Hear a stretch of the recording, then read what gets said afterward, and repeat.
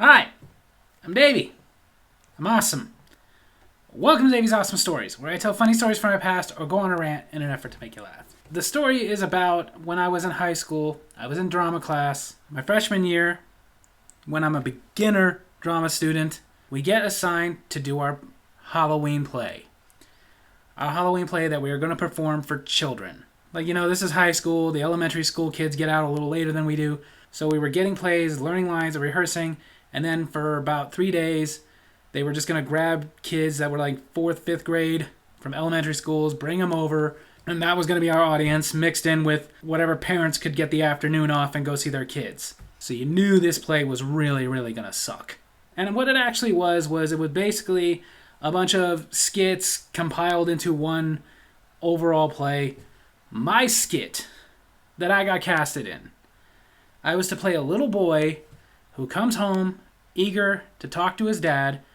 His mom was going to interrupt him and tell him, "Leave your dad alone. He's napping in his chair."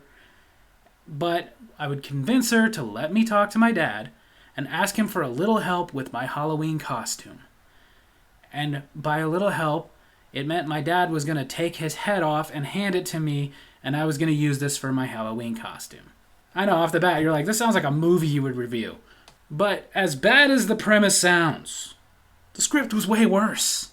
It was so over-the-top, cheesy, and stupid. I couldn't help but wonder, was this written for 5th graders or by a 5th grader? And a part of this assignment was that there was not only cast members, the cast being myself, obviously a girl playing my mother, and for my dad, they had somebody who was in another skit just sit there holding a mannequin head and eventually twist it off and hand it to me. But then there's also, they assigned every skit a director. But one thing drama class taught me, I can direct comedies. I can't direct dramas. Because at some point, everybody in there was going to have to direct some little scene or something eventually as an assignment. Most of the time, ones we were never going to perform in front of people, just each other in the class. But when they would let me direct comedy stuff, to me, that came naturally. That came easy. I am a comedian. That's why I wanted to take drama. I didn't care about becoming a dramatic actor. I didn't need to learn how to cry on cue. I don't want to do that. I just like being funny. So I would always have ways to make something funnier. But I remember one time I had to direct, and dealing with other actors, oh God. It gave me a newfound respect for directors. It was a 3-day assignment, and halfway into the first day, I'm just sitting there dealing with these freaking idiot divas. Well, I think this would just work better if my character had some more backstory.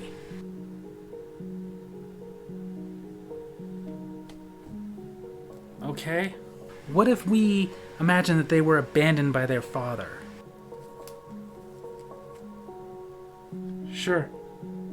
Can we do the lines now? Well, help me out. Direct me. What age would my father have left? If I were him the moment you started talking. Well, I don't know what to do. I don't care. Do whatever the hell you want. But honestly, just as bad as directing these kids was being directed by these kids. Because you can imagine, freshman year, this is Halloween.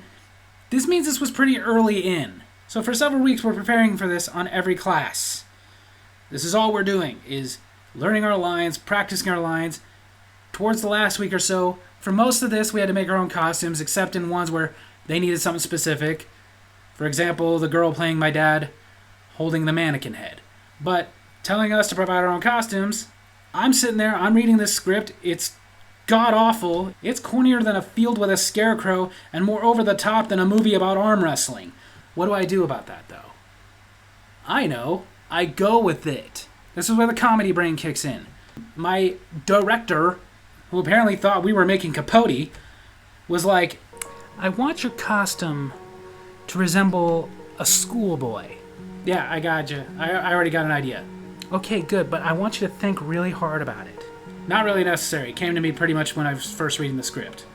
No, really, delve into the complexity of your costume. I want you to fully immerse yourself into the character. Something wrong? You realize this is a skit where I'm asking my dad to remove his head and give it to me to use as a costume, right? Doesn't mean we can't add some drama to it. But the envision I saw in my head as soon as I got the script. I went home, I asked my mom, hey, can you take me clothes shopping so I can get some clothes as a costume for my play? She did. We went to a thrift store where I figured they'd have the kind of stuff I need, and I lucked out. What I got was a pair of black jorts, jean shorts, yes. I got a very cheap, plain black baseball cap. And I wanted a button-down shirt, but I was looking specifically for one, and I found close enough. A black and white striped button-down shirt. I wanted horizontal, but I could only find one that was vertical, but close enough. The only thing I couldn't find that I wanted was I wanted a black bow tie to go with it. Couldn't find one, but it was alright. I showed up the next day. We were getting ready to go have our dress rehearsals. I go into the little changing room. I put on my costume. I come out. The girl playing my mother and the girl playing my dad both start laughing, and I'm okay with that. That's what I wanted. My director is unamused and straight says to me, "You look like Pugsley Adams meets Leave It to Beaver." Yeah, that's what I was going for. But that didn't make her happy that I was doing that on purpose. In fact, it angered her. She was like, well, if the audience sees this, they're not going to take the skit seriously. It's a skit where I'm going to ask my dad to give me his head to use as a costume. But look, everyone who sees it right now, the moment they see it, they just start laughing. Yeah? And you're okay with that? Yes. That's what I'm going for. That was what I wanted out of it. I'm a fat kid. I look like Leave It to Beaver and Pugsley Adams. It's funny. I wanted people to laugh. They weren't going to laugh at the dialogue. The dialogue wasn't funny. And it was working. Yes, everybody I walked by on my way to go start rehearsing looked over and started chuckling. And here's the thing. As a comedy person, I didn't take that as an insult. I was happy about that. That's what I wanted. Heck, even our teacher, when we went out and started doing the dress rehearsal, the moment she saw me, started laughing. Yay. My brother by this point had already dropped out of high school. I'm not going to tell you why. Those are his reasons. But he just had a really rough time. It was because of that he was not going to come see my play. I talked about it a couple years ago when I did the story about my Christmas play. He went to that one because it wasn't at the high school itself. That was why he was willing to go. Any other one I'd ever did, they were done at the high school and he was like, sorry, but I'm not going there. But I bought the clothes, I tried them on, I showed him, and he instantly said, that almost makes me want to go. You sharing your script with me, it was stupid, but this makes it funny.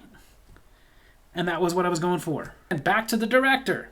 She's sitting there going, it's just over the top, like the way you've been doing your lines. I've been doing them over the top on purpose.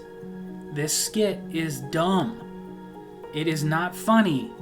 The only way we're gonna make it funny, which we could make it funny, really funny, is go with it and let us be as campy as we can possibly be. But where's the feeling in that? It's a skit where I'm gonna ask my father to give me his head to use as a costume. We go out there, we do our skit. The teacher laughs. She also had some of the advanced students, the seniors, come by. They all laugh. Even though most of the time they weren't laughing. Most of these skits were just stupid. But they're laughing. Not just at my costume, but the costume inspired me to go even more over the top. Be even more campy. And not only did it inspire me, it inspired the girl playing my dad. Later, as time would go on, we were in the same drama class, freshman and sophomore year. Our teacher loved pairing us up as often as she could because her and I fed off each other. If this girl later did not become a comedian, then that's sad because she was freaking funny as hell. And she could be funny over the top or she could be very subtle. And what she did that was very subtle during one of our dress rehearsals that honestly made all of us break, but was so great that despite the fact that our director didn't want her to do it, our teacher said, no, it's too good, leave it in. She was just sitting there holding a mannequin head with a stupid wig on it while I was talking to Dad, explaining that I need some help with my costume. She reached up and scratched the head. Subtle, but hilarious. But it didn't stop there, because then during dress rehearsals, I started throwing out extra lines that would force her to need to move the head. Stuff like, "Dad, are you listening?" I don't have a mannequin head, so that's gonna have to do. "You didn't doze back off, did you?" Why? Because this was making people laugh. She was responding with the frickin' mannequin head. It was funny. She later decided to take it a little step further and tilt it on the chair she was crouching on to make it look like when I first came in, Dad was asleep. All these little ad-libs that my director wanted us to cut out. The teacher told her, no, keep it in, it's funny. All my over-the-top campiness that my director wanted me to stop doing.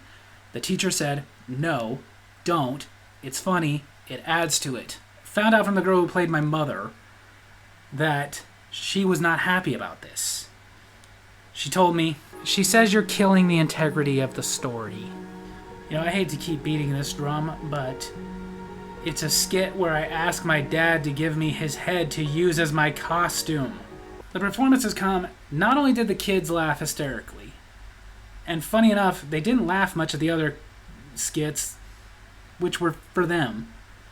The parents at any of these things, they'll laugh to be polite. But what I didn't realize was so cool then, that I now realize is cool after doing more plays in front of other people's parents, a lot of these other kids' parents kept coming up to me personally to tell me, that was hilarious, that was so funny, you did so good.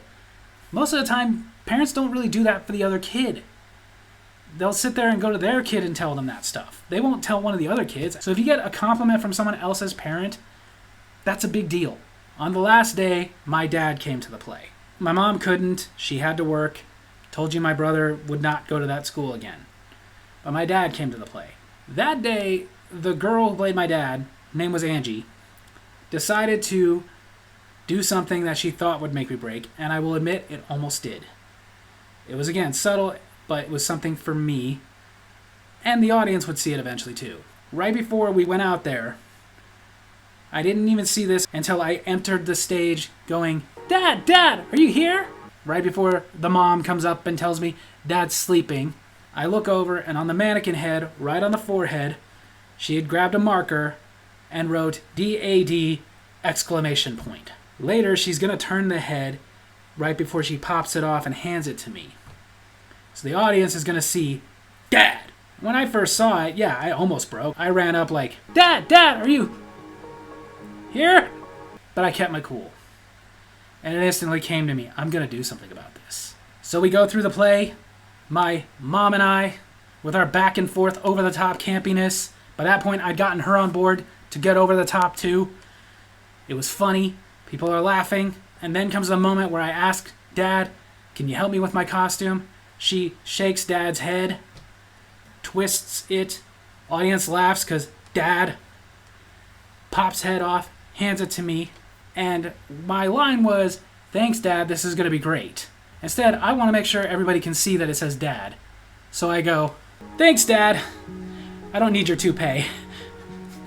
"Dad!" And run off the stage. Got the biggest laugh. Director, I could tell, pissed off. But I didn't care.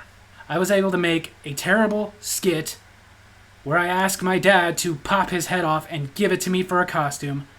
Hilarious. Because of the way this was scheduled, this was our last class of the day. Normally I would walk home, but my dad, since he was there, was like, "I'll wait for a few minutes till you get off school and I'll drive you home." Why not? I get in the car and I'm excited. Because part of the reason I took drama, one was to hone my comedy skills. The other was my dad was always talking about how he wanted to be an actor.